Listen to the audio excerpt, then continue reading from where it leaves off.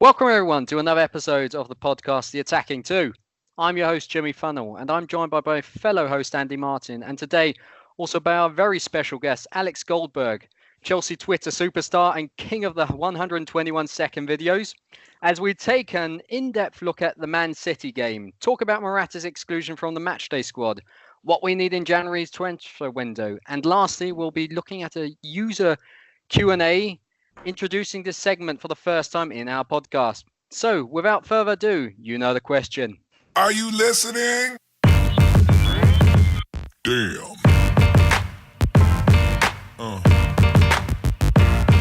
Yeah.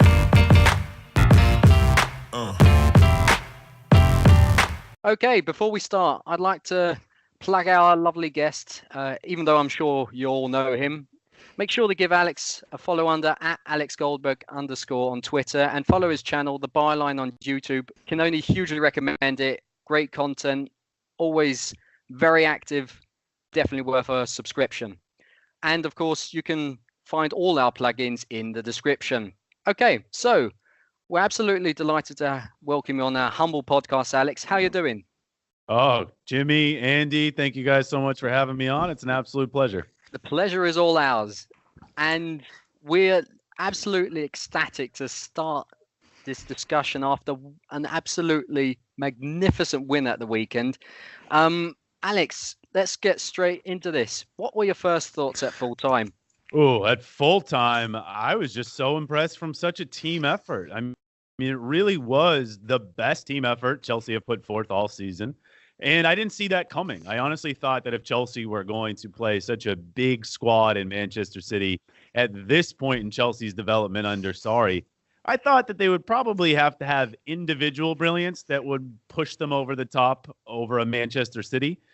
I didn't see this team-like performance coming. I think when the game started, I said it on my YouTube channel, it looked like every Chelsea player was pooping their pants when they had the ball. They just looked so nervous every time a City player was closing them down. And even some of the most composed players, a Jorginho, a Kovacic, Hazard a little bit. Hazard didn't look that shook by City's press, but even some of the most composed players looked panicked. But as the game grew on, I thought there were some individual performances that actually in the end made such a collective and team performance. And I think it started with Azpilicueta. I think he was pretty brilliant from the beginning of the game to the end of the game.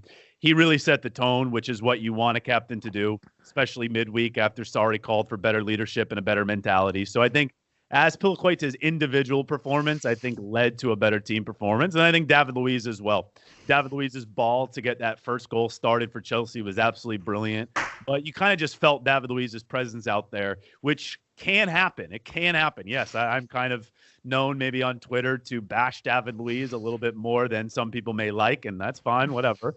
But I've never been a stranger, and I've never hid from the fact that David Luiz has immense leadership qualities, and he really is quite the person. He's really got quite the personality, and you can feel it. And I feel like him and Azpilicueta really set the tone. So by full time, it really had everybody clicking on all cylinders. It really felt like at some point by the 90 minutes being done, it feels like at some point every Chelsea player had put their stamp on the game. And I was just overly impressed with how collective the team effort was.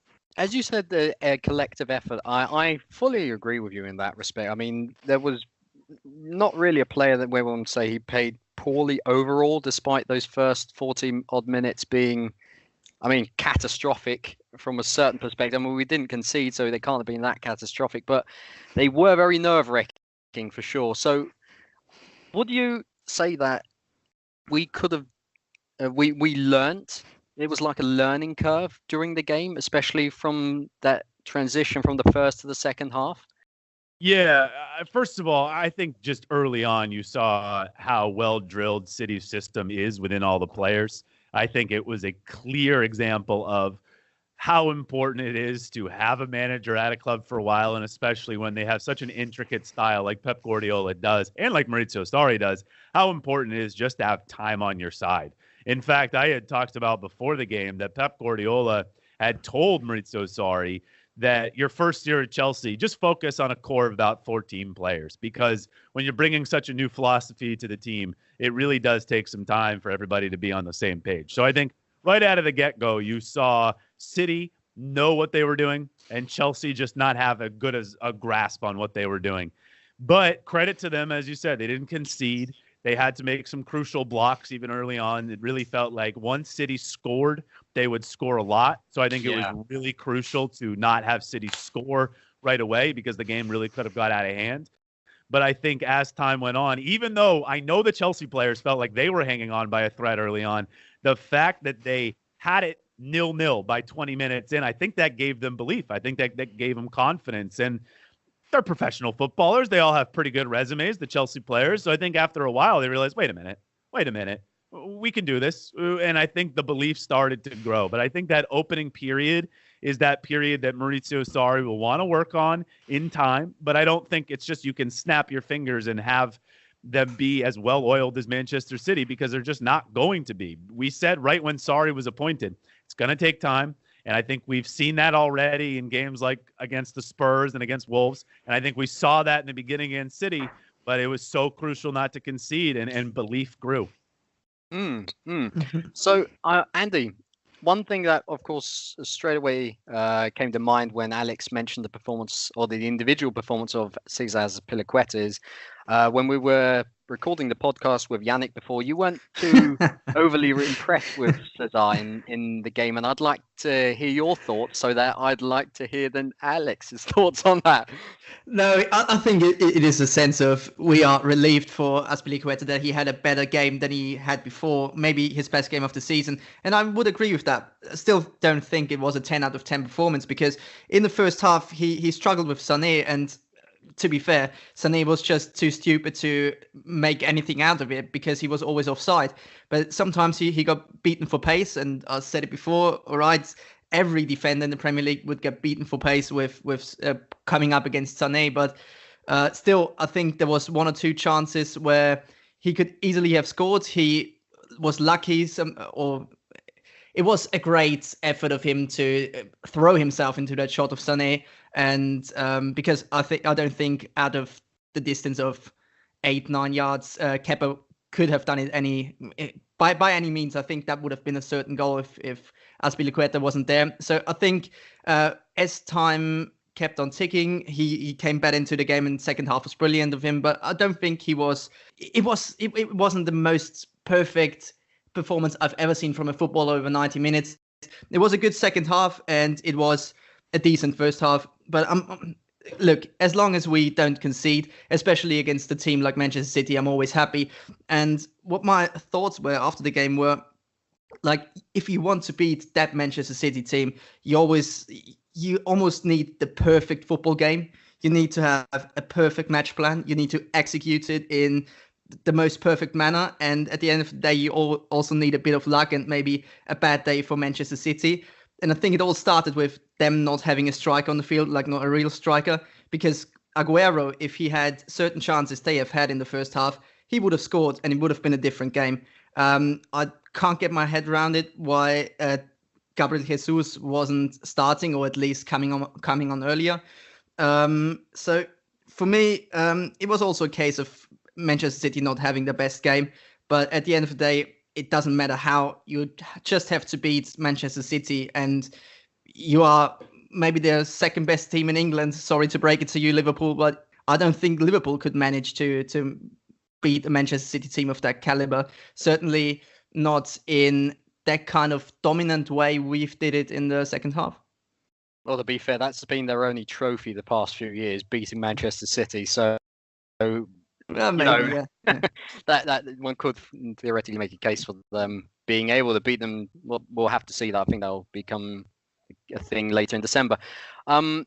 Anyway, so you mentioned, or you touched upon David Luiz beforehand, Alex.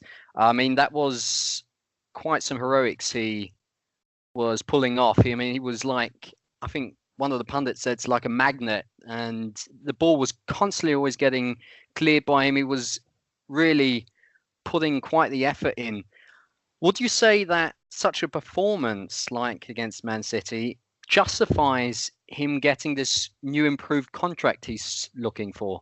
Ooh, it's a good question because the contract, I feel like, has so many factors to it. First one being, we need to remember that there might be a transfer ban coming down. So that is, and that's not me having any inside info. That's just me knowing what you guys know and knowing the fact that maybe this is a little abnormal, Chelsea trying to secure all of these players right now. So maybe there is something beyond that. But sure, for 30-plus-year-old players, Chelsea do not like to give anything more than a one-year contract. So if they just want to extend David Luiz 1 year, I know he probably wants more than 1 year, but the rumor is that Chelsea might be willing to do 1 year. I think it makes sense just because of the fact that he's shown importance from a leadership standpoint. I mean, that's been my thing the whole time is I was never against David Luiz being on Chelsea. Ever, ever, ever, ever. I love David Luiz as a person. And I think he's very crucial to the dressing room because they do have a new manager. They do need a little bit of stability after what happened with Antonio Conte. And I really think David Luiz is a good person to have at the club. But I feel like Chelsea know what David Luiz is. I feel like we all know what David Luiz is. Even big David Luiz fans know what he is. I feel like we all know that he is a very experienced center back. That's factual. He can be very good. I mean, when David Luiz is on his game, he's one of the better defenders. The thing is when is he fully on his game? Now, luckily this year, he's kind of shown up in the big games. I remember he was pretty good against Liverpool. He was great against Manchester City.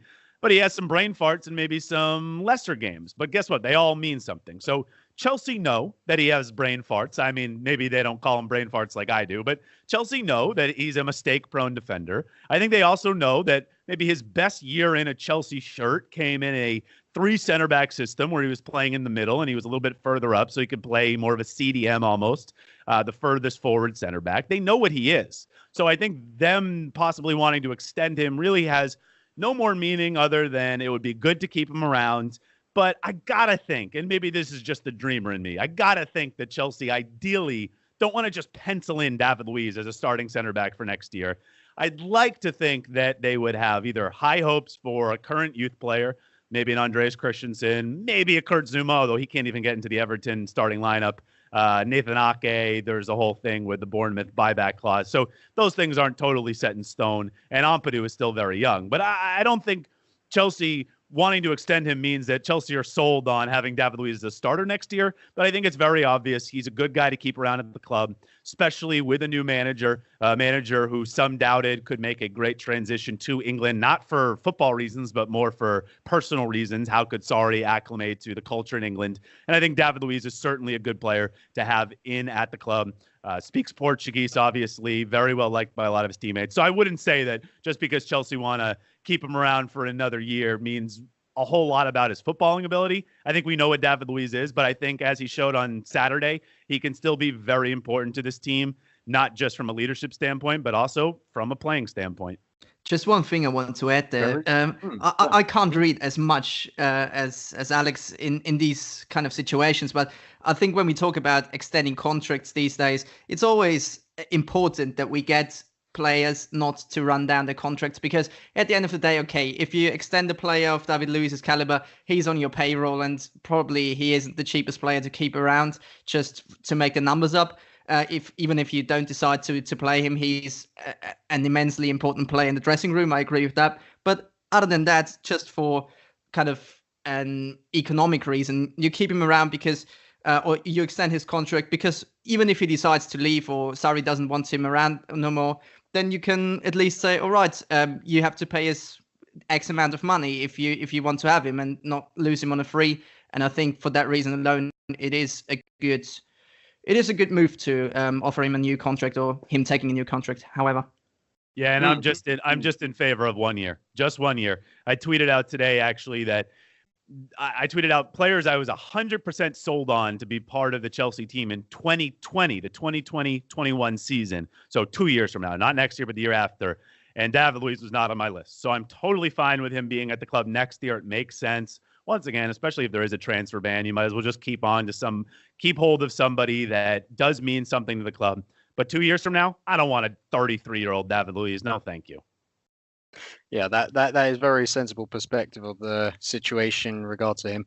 I mean, 33-year-old David Luiz does seem like kind of a liability. I mean, don't want to slag him off in that regard because he's been a wonderful servant to the club. But I think it's fair to assume that we should then look for a long-term replacement very soon, or find one in our own rows. That will be a question for the director of football if we ever get one back again. But I would like to continue with an area which was highly intriguing for me during the City game, and that was the midfield. Because for Sarri ball to really work perfectly, of course, the attacking band need to be on point. They have to start the press, but it is, of course, extremely integral for Sarri ball for that midfield to work perfectly. And we were struggling in that first half, as we already mentioned. But I'd like to take I'd say a homage maybe to N'Golo Kante. I think he was absolutely sublime against City. And also Mateo Kovacic had quietly a very, very superb game. Alex, what were your thoughts on Chelsea midfield and specifically on N'Golo Kante? Yeah, well, let me then start with Kovacic and Jorginho, so I'll end on Kante. Kovacic was better than I think I first realized. I've watched the game now twice, and the first time around, I thought Kovacic was solid. Certainly didn't think he was bad, but I felt like he kind of had just an incomplete performance, went out with an injury after 65 minutes, and I don't know. I'm being a little bit hard on Kovacic these last couple weeks because I'm on record saying I want him to be a little bit more daring. He's such a good dribbler, and he is such a composed midfielder. He's got one of the highest passing accuracy percentages in the Premier League. He's just a very reliable, solid midfielder that I myself am expecting maybe even more out of him. I want him to get into more attacking positions. I know his end product's not great, but still, I think I'm setting a high standard for him.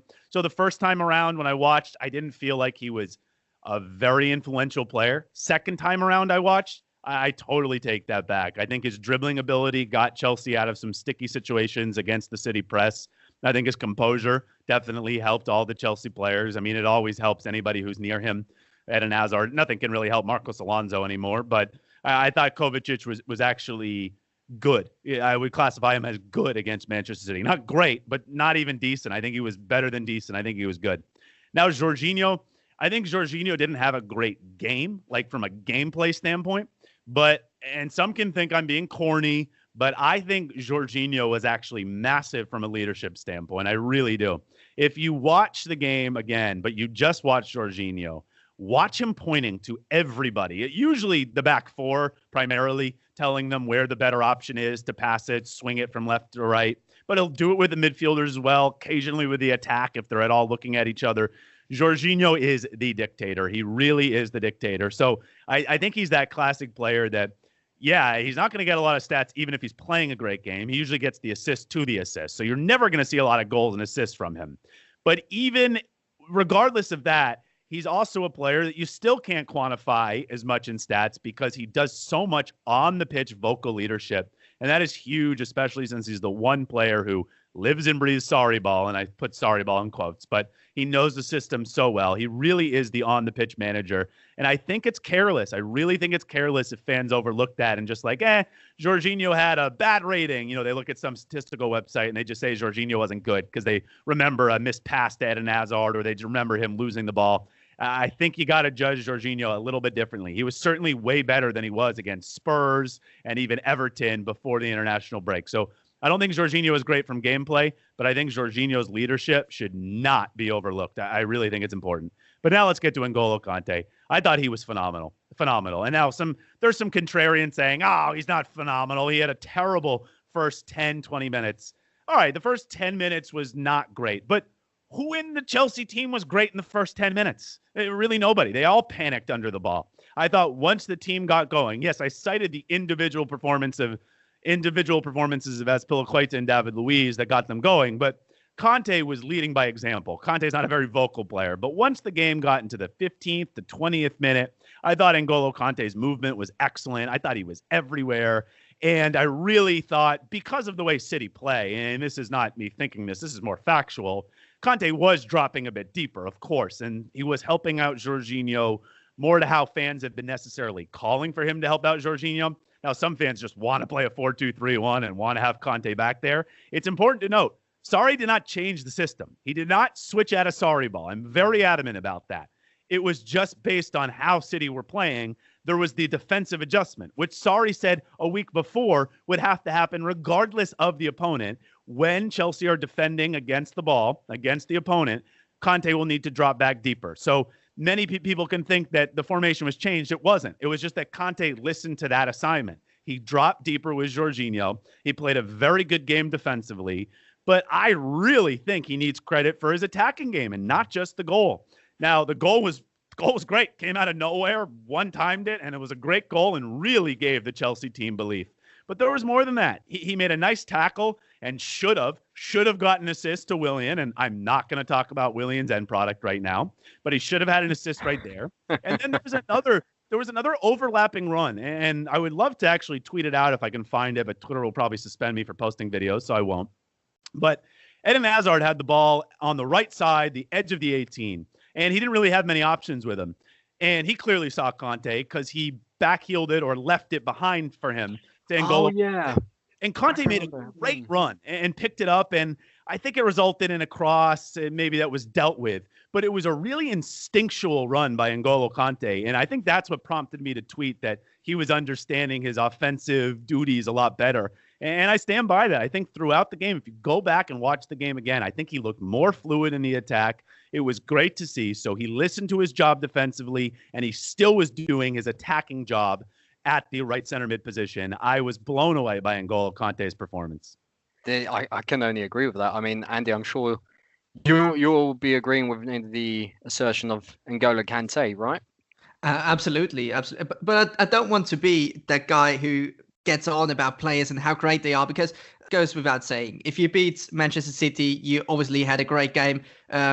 Okay, certain individuals didn't, Marcos Alonso, but not naming other names. But I think what's really important is that you also give Maurizio Sarri a fair crack of the whip and say, well done to him, because he changed that team within half a week from that dreadful Wolves performance to that performance against Manchester City. And because I'm always somehow surrounded by people who tend to slag off Maurizio Sarri once he's putting a foot wrong, once we're not playing that well, once he's making a wrong substitutions, yada, yada, yada. I think it's now time to actually give the man the praise he deserves, because he clearly had, it was a perfect game plan. Because obviously, all right, the system is very, very similar in a way, but Manchester City tends to play it far better than us. But still, he knew how to beat that team, and he exploited the weaknesses. When you look at the first goal, what did happen? Walker was so far up the pitch, and once you get one situation where you can bypass the press and play that long pass, like David Luiz did, you've got space. And then, all right, it's down to the players to actually exploit it and be clinical with your finishes, which we were. But still, the whole plan of bypassing the press, the whole thing of us not allowing as many chances in the second half, even though they put on Gabriel Jesus, and even though they are Manchester City, we had more shots on, well, not on target, I think, but we had more shots in the game. Tells you the story of Maurizio Sarri having a brilliant setup. And for me, it's as much down to the players as it is to Maurizio Sarri this time. I'd agree with that. I mean, I just want to touch upon one thing that Alex mentioned before with N'Golo Kante playing a bit nearer to Jorginho. It was actually quite intriguing to see how, when we weren't in possession, Jorginho worked up a bit more up the field, came up more up the field, and N'Golo Kante, well, more or less post that shield in front of our defence, which was working perfectly, because, I mean, Jorginho isn't the best in the defensive phase of his game. You know, he's got other qualities, we know that. And if he goes up the field a bit more, and he, well, as a player, especially as those, if they're skilled as the City side, then, you know, it's something that you can say, okay, he's passed by. You've still got N'Golo Kante to cover every blade of grass on that field. So that, I thought that worked quite well. I'm not sure if that was actually a twitch to the system compared to the other week, but I thought it worked perfectly. If we're going to do it, that N'Golo Kante drops into that pivot every time when we're not in possession and is generally nearer to Jorginho than at least in the really tough games, as was the case with City, because they were out pressing us in the first half like a lot. That was really, really indicative of our first half. Then that for me, as you said, Andy, is something one has to give Sarri credit for.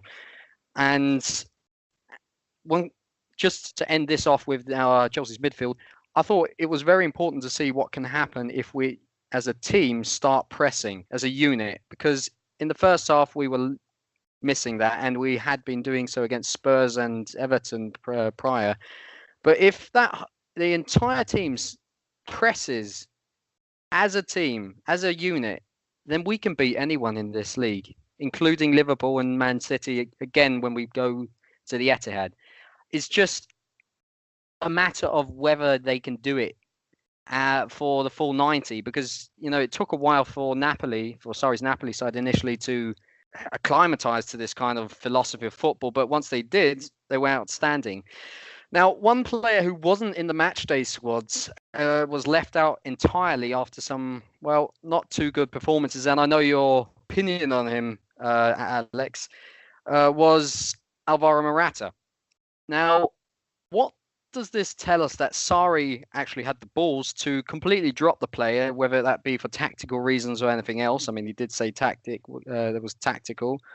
What does this indicate for Morata's immediate future? And as the links came out today in regard to, I think it's AC Milan, could we really see Morata leave the club?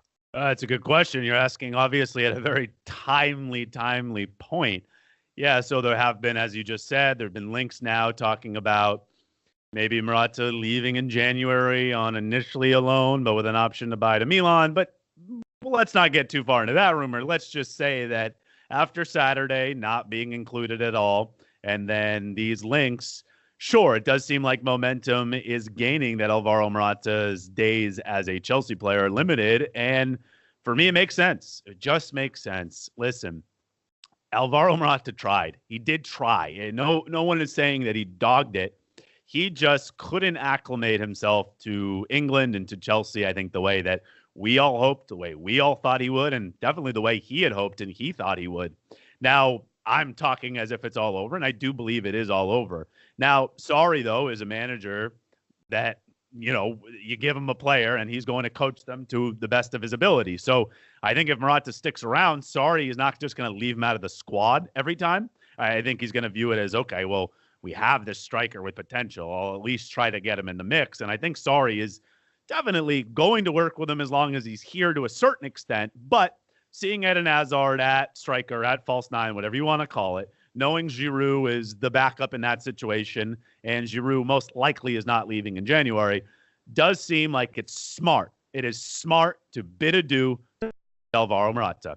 I think Chelsea, certainly heading into this year, wanted to make back some of the money they made on him. So get him a little bit back to earth so they could get somewhat near the return that they paid for him. But I think at this point, they're just realizing, well, wait a minute. Do we care that much about doing that? Or should we be getting as many points as possible? And Morata, I joked about it, and I'm sure many people have joked about it on Twitter, but Morata was becoming a liability on the pitch to the point where he was becoming detrimental just having him on the pitch. It really was, because think about it. Think about how many times he was offsides. If he wasn't on the pitch and Chelsea were a man down, they wouldn't have played those balls out to him, and Chelsea may have still had possession. And it really sounds silly to say that, but I mean that. He was becoming an absolute liability. I don't care that he had 5 goals. Everything beyond that was really subpar. No assists, no ability to be on the same page as Eden Hazard and Willian. And like I said, constantly offsides. And his pressing, not all that great either. So you look at Morata, he's still fairly young. He's 26. If he goes somewhere else, like, say, Italy, I think he can get right back in the groove. He's a player, obviously, that is heavily dependent on confidence. He gets a couple goals in Italy where he's already had some success at Juventus, and I think where he feels more comfortable as a person. I know he's kind of downplayed what happened over the summer. I thought he very much wanted to leave and really did want to go back to Italy.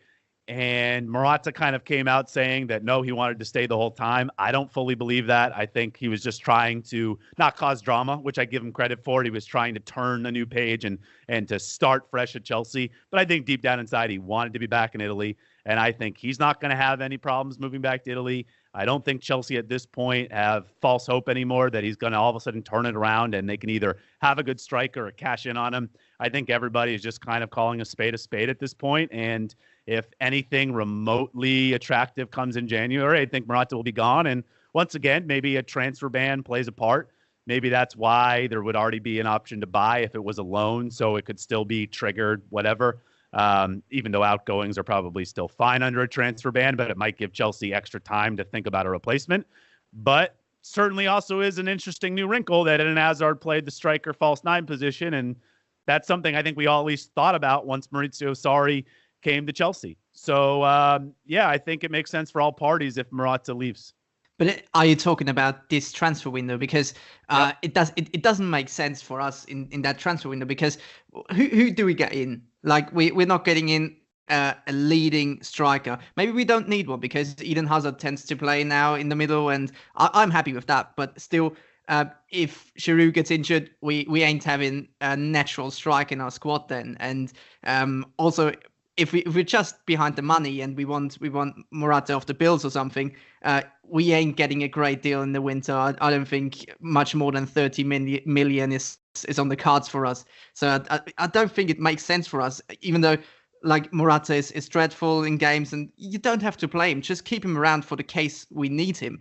Like, let's say Giroud is injured and we need some impact in the last 20, 30 minutes and need a player in there who can at least head the ball, bring a different side to our game. Because if you have the midgets up front, Eden Hazard is a great player, don't get me wrong, but there's just one way you can play him in the center. And if you need long balls, if you need an impact, Morata is still a good player to put in. And yeah, I don't see him as a starting striker. I don't think he can cope with the pressure, but that will also be the case for AC Milan, because they have Higuain hanging around there. They have Cutrone, who I rate higher than him. So that will also push the price down for us. And I would say get him out the door in summer. And at this point, we will have a short list of players where you can really say, all right, we want this and this player. And we have ABC, our priorities straight, and also cheaper prices for players coming in next summer. Yeah, but then again, who are you going to get in? I mean, I get that question, but sorry, Alex, but just to put this in, if Morata's not performing as we've been saying, then what's the point of keeping him around? I mean, he's not going to really, as Alex said, he's dropping. I mean, not him individually dropping points, but he's contributed vastly to that. Yeah, you don't have to play him. You don't have to play him. Yeah, but what's the point of keeping him around? Guys, if I can interject, Andy, I think something that's important to remember is the transfer ban.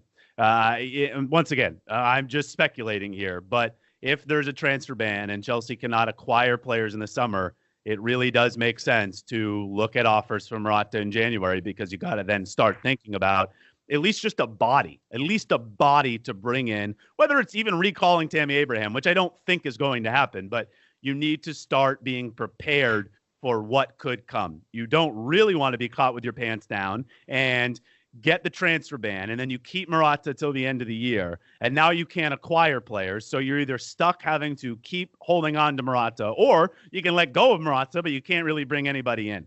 Well, we can speak about another topic, maybe to end the podcast on a quick Q&A, because we've put some questions out, or we ask for some questions on Twitter, and some people came back to us. I will come with the question first to you, Alex, and then also to Jimmy. We have about 3 or 4, so we will rattle through them. First one being from CFCPYS on Twitter: best option for centre-back to eventually replace Lewis. Alex. Oh, first of all, big fan of him sending in the question. Huge supporter of mine on Twitter, as I'm sure of many people. Good Chelsea Twitter personality. So to replace David Luiz, oh man, I mean, I still want to go with Andreas Christensen, but I'm admittedly down a little bit on Christensen to the point where I didn't include him on that tweet of 100% wanting him in 2 years. He's still the first person I think of, but oh man, it's so tough. I mean, I want to be unrealistic and just say Ethan Ampadu. Because I rate him higher than Christensen. I rate him higher than Zuma. I rate him higher than Nathan Ake, even though I like all those players. But I understand with Ampadu, he's still so young. There's still time for him also to go the other direction.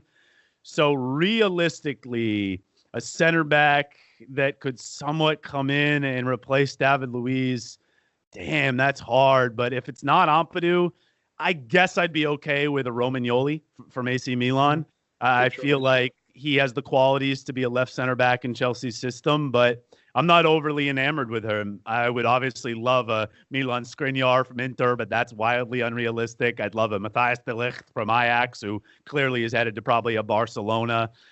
I'd love a Koulibaly from Napoli, but that seems wildly unrealistic. So realistically, I'd say Romagnoli, or just be really aggressive and promote Ampadu. Jimmy? I definitely agree with Alex on the Ampadu point. I'd also try and promote towards Ampadu, because if there's one area in our squad where one can say we actually have good depth also on the youth level, then that is centre back, because Trevor Chalobah is coming back. You've got on also in the other areas of defence like Julian Sterling and Reece James. So we've got a lot of talent there. So promote from within makes more sense from a centre back perspective. And I haven't given up on Andreas Christensen. I love the bloke. He is absolutely fantastic. He was one of the first names on the team sheet before that bloody Barcelona game. I'm not giving up on him yet. I think he's still got it in him, and he's still very young. So he just needs a bit of confidence. He needs a run of games, and I think he'll get it as soon as David Luiz may pick up an injury or something. He isn't the youngest anymore. So I wouldn't even say a name. I mean, if you want me to say a name who I'd want as a transfer, then without a shadow of a doubt in my mind, that'd be Koulibaly. But that ain't going to happen because Aurelio De Laurentiis is an absolute madman. So in that respect, it would be Koulibaly, but I'd rather promote from within. I've nothing to add, really. I would just say, I would be happy to see Christensen there, and your perfect centre-back partnership is one physical player and one ball-playing player, or ball-playing centre-half for me. So you have the kind of the relationship, the beauty and the beast, and Christensen and Rudiger would exactly be these two players. So I'm happy with that. Next question from Mr. Valdo at Valdinho on Twitter. The question is, how do you think Chelsea could deal with Jorginho getting pressured? And are there any alternatives to maybe Kante dropping deep to help him out? How can we play around this whole theme of Jorginho getting pressured? Alex? Yeah, it's a good question, and it's certainly something we've been talking about for a couple weeks now. I honestly think when Jorginho gets surrounded by the opposition, it's really important for the other players to make life easier on Jorginho. It was really appalling to me that a couple weeks ago when Jorginho had two bad games after the Spurs game where he obviously was not good at all, some people asked for him to be dropped. And it dawned on me, do you guys think that this didn't happen in Serie A at Napoli? You really think that other Serie A teams didn't figure out that Jorginho was the metronome and he was the nucleus and he was the one that made everything work? That absolutely happened. It absolutely happened. And I know Sarri knows how to deal with it, and I know he knows how to free up Jorginho, but it really is dependent on the midfielders around him, Kovacic, Conte, whether it's Loftus-Cheek and Barkley also in there, on making viable options, giving him good passing lanes, being able to also be threats passing the ball. It's not like Jorginho is the only midfielder who's be able to pass the ball, but also defensively, I think we saw a little bit of it on Saturday. When it's defensively, Conte needs to drop deeper. And then if you regain possession, well, the opposition is not necessarily ready to just surround Jorginho. So sometimes I think it really does start with defense. And if N'Golo Kante can keep doing his job defensively and dropping a little bit deeper, then when Chelsea regain possession, it should be a little bit more well-structured for Jorginho to then see Conte running to the right, Kovacic running to the left. But I honestly, I probably already spent too much time answering this question because, guys, I think the number one answer is time. I think with more time in training, Jorginho will be more free because he'll understand more to what to do, but way more so, his teammates will understand what more to do. Because remember, Jorginho is still the only player on this Chelsea team who has played under Maurizio Sarri for a full season. I think that's really important to note. So when it looks like Jorginho is struggling, it also might mean the rest of the team is struggling even more so. Very good answer, I think. Yeah. Jimmy, anything to add here? Not really. I mean, the Kante aspect was addressed by Alex. That is exactly that. And I think just to come back on the pressing issue, if we're getting massively pressed like we did on Saturday, then our midfield players have to help out Jorginho, because Jorginho isn't the quickest. He's got his defensive frailties. We have to say that, and it's on Kante and whoever's the third midfielder, central midfielder, to help him out there. And if they don't do that, and I'm also talking about Pedro and Willian coming back, and helping out in midfield if necessary be, and then go back and provide the width. It's just a team effort, and as Alex said, it's just going to be time that will be decisive in this area, and we just need to be patient, because those calls for dropping Jorginho is ridiculous. Don't change the man. Try and just work on it in training. Sorry, did that for the City game and it worked perfectly. Just give him time. Talking about time, question from the CFC 150 on Twitter. Given Sarri gets the time and the players required, do you think in 2 or 3 years' time we could see Chelsea dominating the league like City is doing recently? And does Sarri ball needs to get into full gear, or will we see that in the next 2 or 3 years, Alex? Yeah, I think so. I think the biggest factor is how long will Sarri be able to stay. We all know Chelsea's reputation with managers, but if he's given a little bit more leeway and a little bit more of a foundation than maybe the last couple managers have been given, I absolutely do think that Sarri ball will be a real thing in the Premier League. I think that Chelsea can be like Napoli was in Serie A. Now, once again, a contrarian might be, oh, what? Being great, not winning titles? No. Please, can we just end that, by the way, that Sarri hasn't won a title? I understand he hasn't, but if you don't realize how damn good Napoli were to win 91 points and you're just going to discredit Sarri for not winning a trophy, then also you don't understand how freaking good Juventus is, okay? So really it had more to do with Juve and not had to do with Sarri not being able to win a trophy. So 2 to 3 years' time, yeah, I absolutely do think that they could get to City level. Now, City's absurd, so I don't think their team will look like City's. I don't think any team will ever look like City's if you consider all the attacking talent they have on their B squad.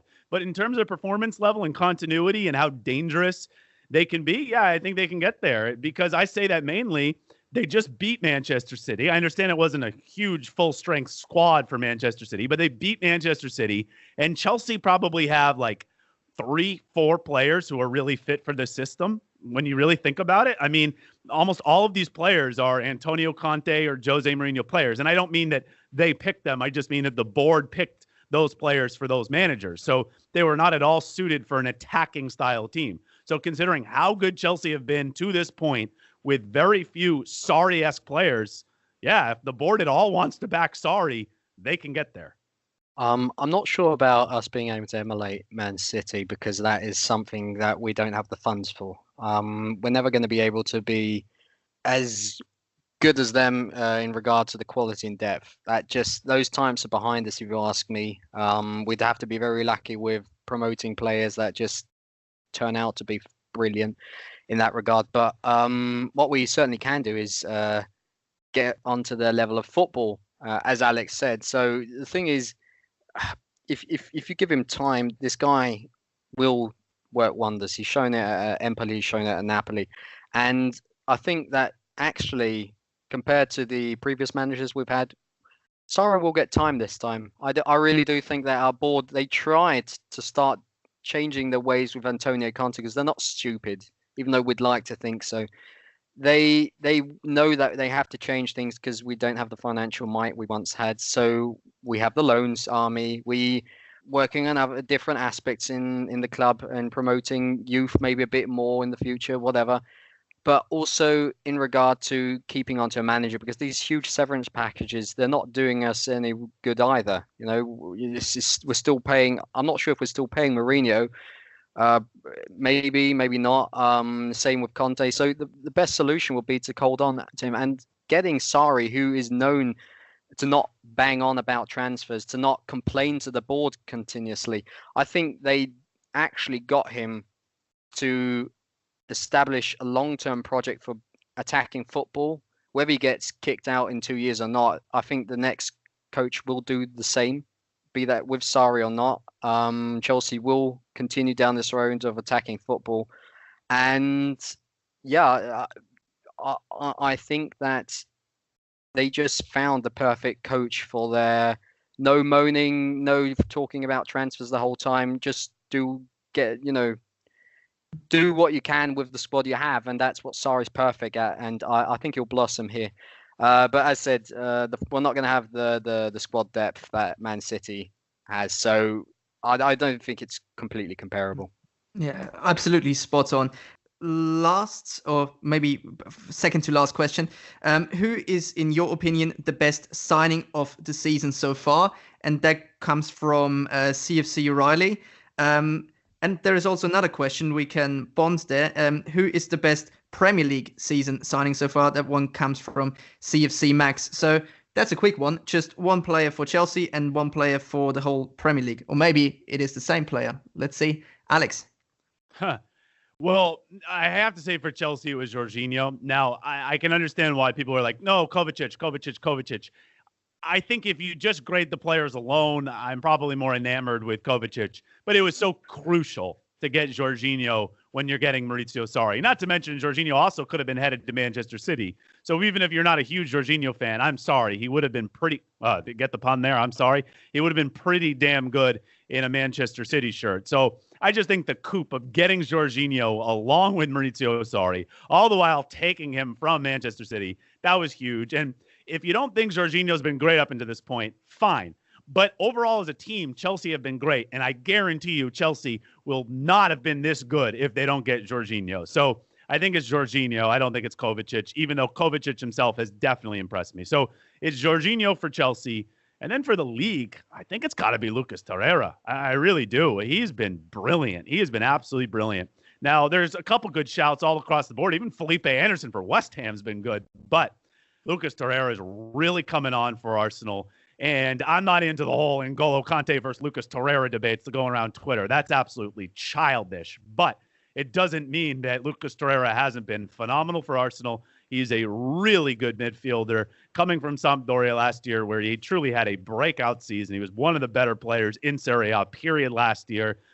Comes over to the Premier League, small player, which I know shouldn't scare any Chelsea fans, considering all the small players Chelsea have that succeed. But there could have been some doubts in some people's eyes, but he has really given them some solidity to their team. I think for a new manager, in Unai Emery, who also had a little bit of a tough task on his hands trying to put in his new system to really a much less foundational team. I feel like Arsenal had a collection of parts, and Unai Emery comes in, and yeah, he's got his attackers in Aubameyang and Lacazette, but I really think the key to their stability so far has been Lucas Torreira, and I gotta say, guys, he's gonna be a staple of their team for 4, 5, 6 years maybe.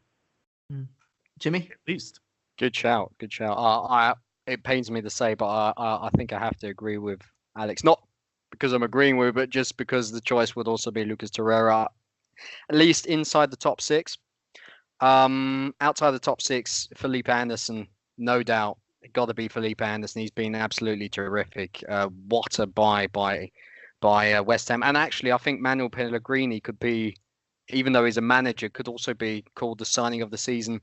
Outside the top six, because he's been fantastic. I think he's a ridiculously talented coach, and he'll do bits at West Ham. But as said, inside the top six, got to be Lucas Torreira. I'd love to say Jorginho and or Kepa. They have been brilliant, but Lucas Torreira, every game he's played, he's been brilliant. While Jorginho's had 1 or 2 off games. So objectively speaking, and not just talking from a Chelsea perspective, it's got to be Torreira. Wow, I sorry. How did I forget Kepa? I mean, that's ridiculous. I think I always forget goalkeepers. I might blame Courtois for that. I guess I'll still say Jorginho because he was so important for Sarri. But if you want to say Kepa, I will not critique you on that because as a player, I'm most sold on him. He can nearly pass the ball as good as Jorginho. Yeah, he's very good in that department. Well, that's always the worst thing here, to come last, because all the good names have been named.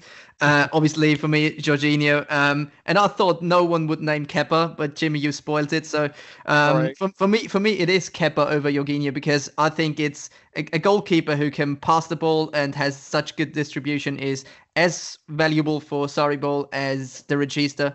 So and Kepa is just I was expecting great things from Jorginho, but Kepa is a keeper where I wasn't too sure because he's young, he's maybe unproven, you could say, but he came in and absolutely stole the show for me. So it's Kepa in a blue shirt and also in a blue shirt, but one from Merseyside, it's Richarlison for me.